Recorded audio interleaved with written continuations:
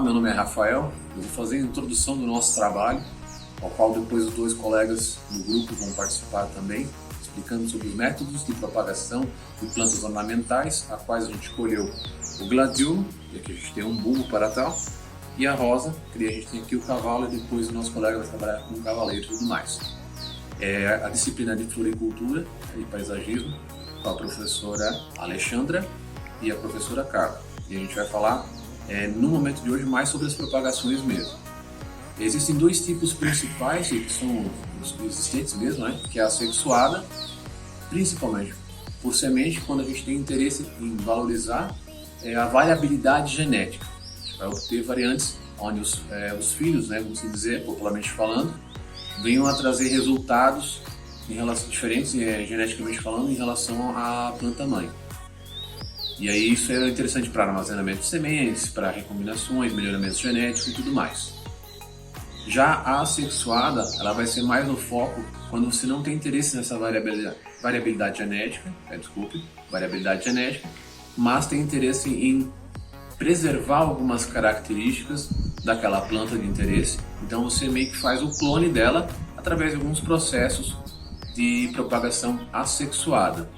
Dentro das propagações é muito importante, antes de qualquer coisa, avisar.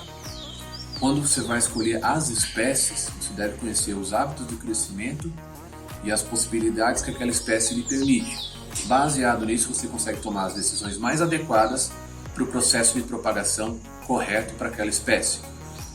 Como aqui a gente escolheu o bulbo, que dentro dos gladiolos é a forma assexuada mais indicada, e nas rosas a gente vai fazer a enxertia, o garfar, também mais indicada. É uma das formas, né? No caso até a rosa tem duas, né? São dois tipos de enxertia que podem ser feitos. E além disso, você tem que verificar se aquela espécie mesmo, aquela unidade daquela espécie que você está selecionando, tem os indicativos daquilo que você precisa de resultado. E baseado nisso para você de bom porte, de bom desenvolvimento, adaptação da sua região, e aí assim conseguir um bom resultado também no processo de propagação. Senão nada adianta a gente fazer propagação se ela não for adaptada também à região. E avaliar o clima, né, daquelas espécies, variedades que são indicadas para onde você mora. E agora eu deixo com meus colegas que vão apresentar primeiro a parte do bulbo dos gladiolos e depois a enxertia da parte de rosas. Olá, meu nome é Eduardo. Essa aqui vai ser a primeira propagação. Essa propagação que a gente vai fazer é por bulbo. A cultura escolhida foi o gladiolo, que é uma cultura bem difamada, bem expandida aqui na nossa região do Alto Vale do Itajaí. Já foram feitas diversas produções, diversos trabalhos com a cultura, ela se adequou bem à região. A gente vai utilizar um vaso para fazer esse preparo. Previamente foi preparado esse solo aqui. Esse solo ele tem um composto orgânico misturado. Para comercializar e fazer plantio em grande escala, o espaçamento utilizado é 20 centímetros entre plantas e 40 centímetros entre linha. Com 15 centímetros pode ser feita a aplicação de ureia, 15 gramas por metro linear.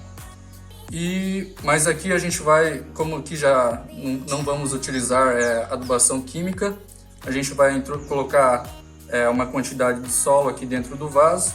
Vamos colocar o bulbo com cerca de 10 centímetros de profundidade e completar novamente com o solo.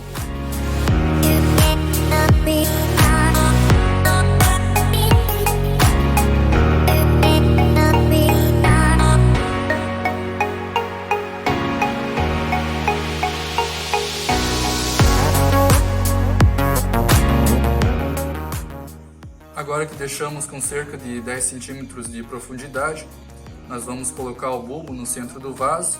Essa parte do bulbo ela fica para cima, a gente consegue notar que tem alguns brotinhos na parte superior do bulbo.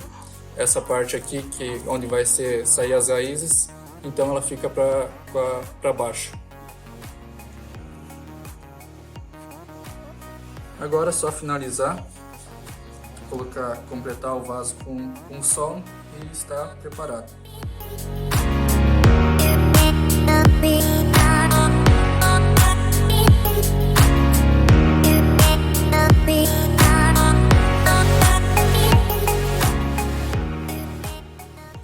Então, após o plantio, os cuidados são básicos. Então, a gente tem que deixar o solo úmido, então fazer a rega, cuidar com a rega, especialmente no verão.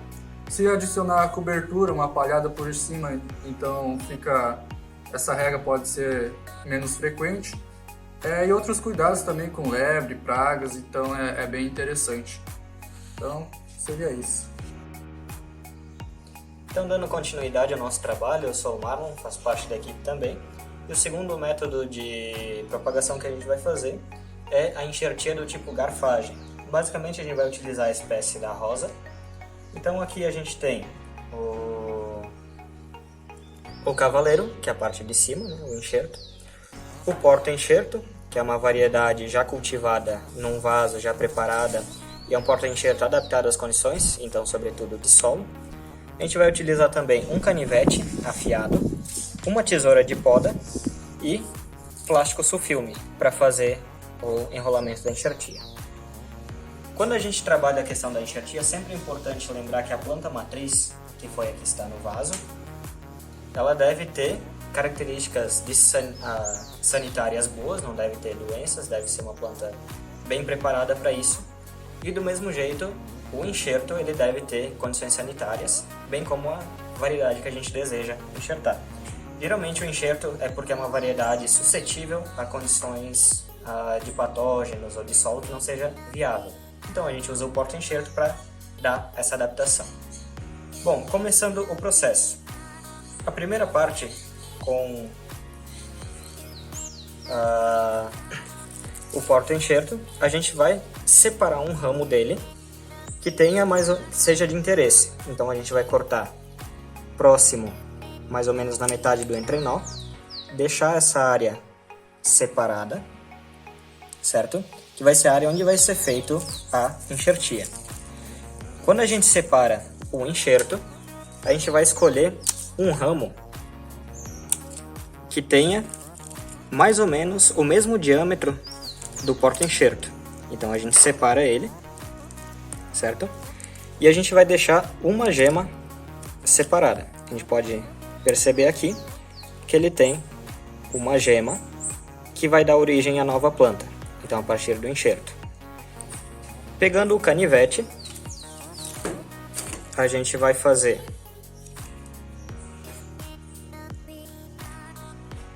um corte em V para ele ser colocado dentro do outro. Então, a gente pode perceber aqui. Sempre lembrando muito bem que vai ter que ter a exposição dos vasos condutores para a gente ter a conectividade no enxerto. E no enxerto a gente vai fazer uma abertura lateral, uma abertura bem no meio, para encaixar o enxerto. Então a gente vai pegar a parte enxertada com a gema e vai colocar em contato com o porta-enxerto. É importante lembrar que quando a gente faz isso, sempre deixar em contato os vasos. Então, pelo menos uma das extremidades tem que ficar em contato quando a gente tem problemas, às vezes, de diferença de diâmetro, certo? E depois de colocado os dois em contato, e lembrando também que a gente deve eliminar ramos laterais que possam roubar energia ou desfavorecer o enxerto, né? Então, a gente vai colocar o plástico sulfilme. A gente vai iniciar por baixo, vai enrolando ele. Sempre é importante lembrar que nesse processo, quando vai fechando, a gema ela tem que ficar exposta, ela não pode ser tampada pelo plástico. Então a gente vai fazer esse processo com muito cuidado, evitando tampar a gema para depois ela ter a brotação, não ser impedida, né? Que acaba muitas vezes matando o enxerto. Chegando aqui ao final, a gente vai enrolando, evitando sempre a entrada de umidade.